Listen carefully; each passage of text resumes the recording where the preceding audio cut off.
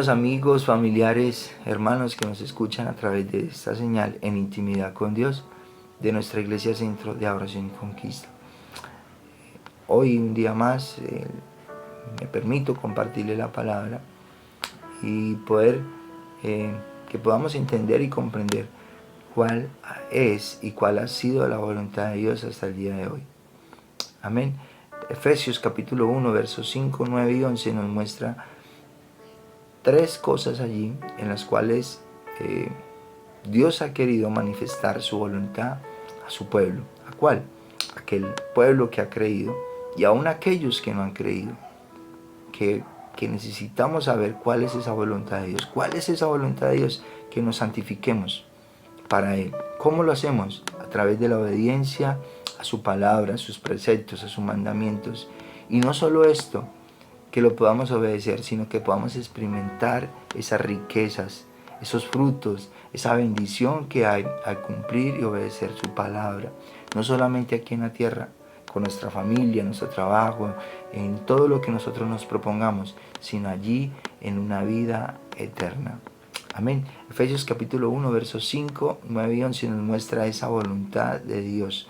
Verso 5, voy rápidamente, dice la palabra: en amor, habiéndonos predestinado para ser adoptados hijos suyos por medio de Jesucristo, según el puro afecto de su voluntad. Verso 9 dice: dándonos a conocer el misterio de su voluntad, según su beneplácito, el cual se había propuesto en sí mismo. Verso 11: en él asimismo tuvimos herencia, habiendo sido predestinados conforme al propósito del que hace todas las cosas, según el designio de su voluntad. Amén. Hay tres cosas allí que las podemos ver. Primero, me adoptó como a hijo. Segundo, me dio a conocer el misterio de su voluntad. Tercero, me dio herencia según el designio de su voluntad. Herencia. Y la primera palabra me dice que me adoptó como hijo, me da una identidad. Me dice quién soy, quién es Darío Jaimes, quién es Carlos, quién es Luis. Me da una identidad ante Dios. Segundo, me dio a conocer su misterio. ¿A través de quién? De Jesucristo, de la muerte en la cruz, del perdón de pecados. Me da esa autoridad de parte de Dios. ¿Sobre quién? Sobre el pecado, sobre aquella vida que antes llevaba que no agradaba a Dios, o si llevo una vida que no agrada a Dios, me da autoridad sobre esa vida, saber tomar unas buenas decisiones. Tercero, me da herencia. Hay un legado para usted y para mí, que aceptamos con amor la palabra de Dios. Amén. Y quiero enseñarle cómo Dios no es imponente con su voluntad. Es decir, Él no nos impone esa voluntad, sino lo hace conforme Él es, como Él es amor, dice la palabra. Dice que antecedido a esta palabra de hacer su voluntad, dice que según el puro afecto de su voluntad, es decir, nos adoptó como hijos porque nos tuvo cariño, nos tiene ese afecto.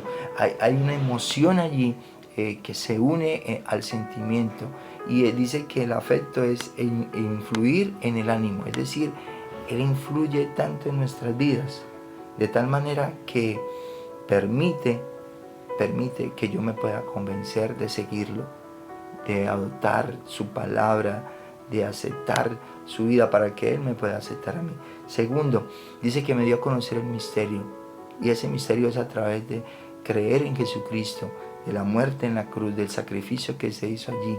Él me puede, dice que su palabra, que según su beneplácito, según le plació, dice la palabra, el significado beneplácito, dice bien complacido, es decir, a Él le complació hacernos ese bien, de darnos una salvación a través de la muerte de su Hijo Jesucristo. Le complació hacernos ese bien. Y tercero, nos dio esa herencia a través, pero la palabra que antecede a ese poder de su voluntad es el designio. Y dice que la palabra designio significa que Él ya lo pensaba hacer, que era el propósito que Él tenía con nosotros.